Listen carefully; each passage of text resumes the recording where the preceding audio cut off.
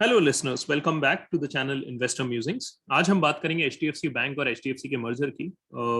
Recently ये merger का announcement हुआ है और आज हम देखेंगे कि क्या की पॉइंट्स हैं इस मर्जर में और आपको क्या चीजें पता होनी चाहिए from the business analysis perspective, या फिर अगर आपने इन कंपनीज में इन्वेस्ट किया है तो क्या चीजें हैं जिनके बारे में आप रिसर्च कर सकते हैं या आपको पता होनी चाहिए।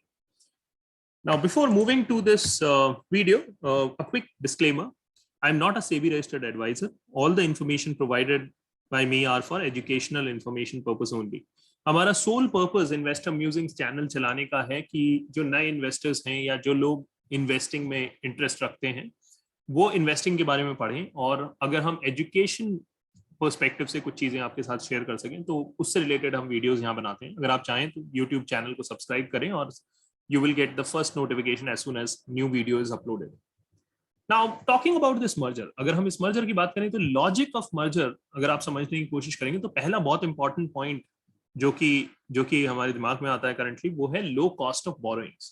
अगर आप एचडीएफसी को देखें जो ट्रेडिशनली एक एनबीएफसी थी, तो एनबीएफसी के केस में क्या होता है, क्योंकि उनके मेन सोर्स ऑफ फंड्स जो होते हैं वो होलसेल बोरोइंग होलसेल डिपॉजिट्स होते हैं, या फिर एट द सेम टाइम कुछ पैसा वो इन्वेस्टर्स से उठाते हैं, तो जो कॉस्ट होती है अगेंस्ट दीज बोरोइंग्स वो बहुत, या अगेंस्ट दीज डिपॉजिट्स वो बहुत हाई होती है। तो जैसे ही ये एचडीएफसी मर्ज होगा एचडीएफसी बैंक के अंदर, तो कॉस्ट ऑफ बोरोइंग्स बहुत कम हो जाएगी, क्योंकि बैंक्स के पास ऑप्शन है कि उनके पास कासा है जो कि एक लो कॉस्ट डिपॉजिट्स होते हैं, और अदर सोर्सेज भी हैं जहाँ के जिसके थ्रू आपकी जो कॉस्ट ऑफ फंड्स है वो काफी रिड्यूस हो जाएगी, जिसकी वजह से आप उम्मीद कर सकते हैं कि उन्हीं लोन्स पे जो कि ऑलरेडी एचडीएफसी में चल रहे हैं या गोइंग फॉरवर्ड और जो हाउसिंग से रिलेटेड लोन्स बैंक देगा, उसमें एक नेट इंटरेस्ट मार्जिन का कंपोनेंट बढ़ना शुरू हो जाएगा, क्योंकि आपका कॉस्ट ऑफ फंड्स कम हो गए। Good cost savings and efficiency, obviously the cost savings would happen, और साथ में एफिशिएंसी भी आएगी, क्योंकि अब आपके पास जितनी ब्रांचेस एचडीएफसी की हैं वो एचडीएफसी बैंक की ब्रांचेस हो जाएंगी, और वहां पे क्रॉस सेल होना शुरू होएगा बैंकिंग प्रोडक्ट्स का भी, और बैंक भी ज्यादा से ज्यादा नाउ हाउसिंग से रिलेटेड प्रोडक्ट्स को सेल कर पाएगा, जो कि एचडीएफसी के प्रोडक्ट हुआ करते थे। तो एक सिनर्जी आपको दिखेगी as we go forward. Obviously this merger and you know things, the approvals first of all, या फिर जैसे ये merger होगा और alignment में time लगेगा, but at the same time over the span of at least projections ये हैं कि 1 से 2 साल के अंदर आपको ये synergies आती हुई दिखेंगी, और इसकी वजह से आपको cost saving और efficiency दोनों improve होते हुए दिखेगी इस merged entity की। Cross sell of banking products to HDFC customer and vice versa, जैसा कि मैं कह रहा था कि एक जो एचडीएफसी का कस्टमर है उसको एचडीएफसी बैंक के प्रोडक्ट्स अब मुहैया कराए जाएंगे, उनको मिलने शुरू होंगे, और एट द सेम टाइम जो एचडीएफसी बैंक का कस्टमर है उसको एचडीएफसी के प्रोडक्ट्स मिलेंगे, जिसकी वजह से सिनर्जीज बढ़ेंगी और तो आपका क्रॉस सेल बढ़ेगा, और जिसकी वजह से आप एक प्रॉफिटेबिलिटी इंक्रीज होते हुए देख सकते हैं। नाउ टॉकिंग अबाउट कि अगर कोई एचडीएफसी का शेयर होल्डर है तो उनके लिए क्या चेंजेस आने वाले हैं, और एचडीएफसी बैंक के शेयर होल्डर्स के लिए स्पेशली क्या चीजें देखने लायक है।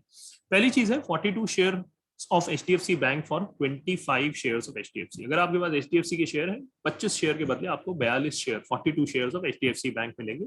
Existing shareholders of HDFC will own 41% of the HDFC bank, और जब हम ये कैलकुलेशन करते हैं तो इससे पता चलता है कि 41% of HDFC bank would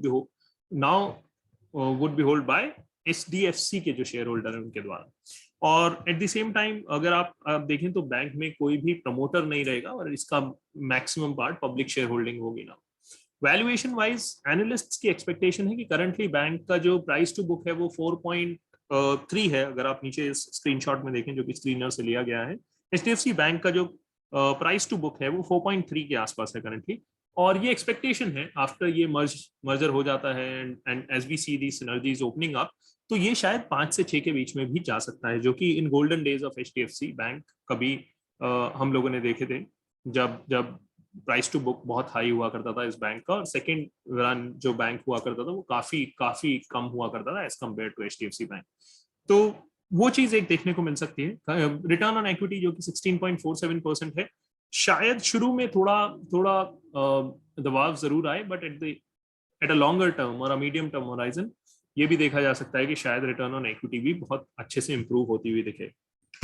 then few things to know, अब रेगुलेटरी हर्डल्स हैं, या आप कह सकते हैं कि रेगुलेटरी अप्रूवल्स अभी अवेटेड हैं इस पर्टिकुलर मर्जर के लिए, और क्या मेजर कंसर्न्स हैं around there. HDFC owns 48% stake in HDFC life, जहां पे कुछ क्लॉजेस हैं जो हमें समझने होंगे। Banks can own more than 50% stake in an insurance company. अभी अभी ये रूल है 50% स्टेक ओन कर सकते हो, बट आपको उसको ट्रिम डाउन करना होगा over the period of time, जो कि एक्सपेक्टेड है कि इवन अगर अगर लेट्स से एचडीएफसी बैंक को ओन करना पड़ा 50%, तो 2% में भी शायद वो खरीद लें मार्केट से, और 50% ओन करने के बाद उसको ट्रिम डाउन करना शुरू कर दें, जो कि एक क्लॉज ऑलरेडी है। At the same time, moreover, RBI has been mulling capping a bank's ownership in an insurance firm at 20%. ये एक कंसर्न का फैक्टर आ जाएगा, बिकॉज इन दैट केस आपको 28 to 30% जो अपना स्टेक है एचडीएफसी लाइफ में वो डाइल्यूट करना होगा। तो ये एक बहुत बड़ा फैक्टर करंटली दिखता है, ऑल्दो ऐसा नहीं है कि it could not be that big a factor कि जिसकी वजह से कंसर्न्स बहुत ज्यादा बढ़ जाए, but at the same time currently regulatory perspective से ये एक फैक्टर आता है। Secondly, HDFC Bank will have an excess SLR CRR asset requirement. Obviously CRR SLR बढ़ जाएगा, क्योंकि आप एक बुक है HDFC की जो आप मर्ज कर रहे हैं अपनी बुक के अंदर, तो आपकी CRR SLR की रिक्वायरमेंट बढ़ेगी। एंड करंट लेवल्स पे जो CRR SLR है उसके हिसाब से उसको मेंटेन करने के लिए कम से come on an average, and this is just an estimation, 70 से 80 हजार करोड़ शायद चाहिएगा टू मेंटेन दोज लेवल्स। जो कुछ क्वेश्चंस थे कल, कुछ प्रेस कॉन्फ्रेंसेस हुई और कुछ इंटरव्यूज हुए, जिसमें एचडीएफसी बैंक और एचडीएफसी के जो लीडरशिप टीम है उन्होंने कहा कि वो बहुत तेजी से इम्प्रूव करने की कोशिश करेंगे from the CASA perspective, so that these numbers could be met. Mutual fund holding जो है वो कैप रहती है किसी भी एक एंटिटी में 10%, तो 10% से ज्यादा स्टेक आप किसी पर्टिकुलर कंपनी का नहीं ले सकते हैं। ज्यादातर म्यूचुअल फंड्स में ये क्लॉज होता है। अब क्योंकि बहुत सारे फंड्स, इनफैक्ट ज्यादातर फंड्स के पास एचडीएफसी या एचडीएफसी बैंक या दोनों पोर्टफोलियो में है, आफ्टर दिस मर्जर उनका जो स्टेक है वो शायद 10% से ऊपर चला जाए, जिसकी वजह से उन्हें कुछ डाइल्यूट करना पड़ेगा।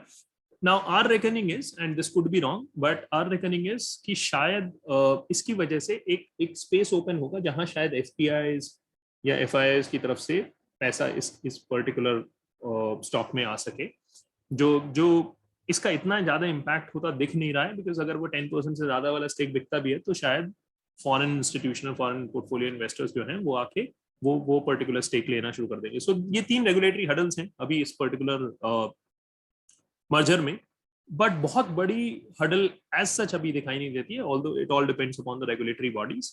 सो this is our analysis of this merger. Again, a disclaimer, I'm not a SEBI registered advisor. All the information provided by me are for educational and information purpose only. आप हमारे चैनल को subscribe कर सकते हैं, investor musings. हम videos बनाते रहते हैं around new business analysis, industry analysis, at the same time क्या क्या चीजें आपको देखनी चाहिए जब आप किसी स्टॉक में इन्वेस्ट करते हैं। तो एजुकेशनल पर्पज से we try keep making these videos. हम फिर आएंगे एक नई वीडियो के साथ वेरी सून।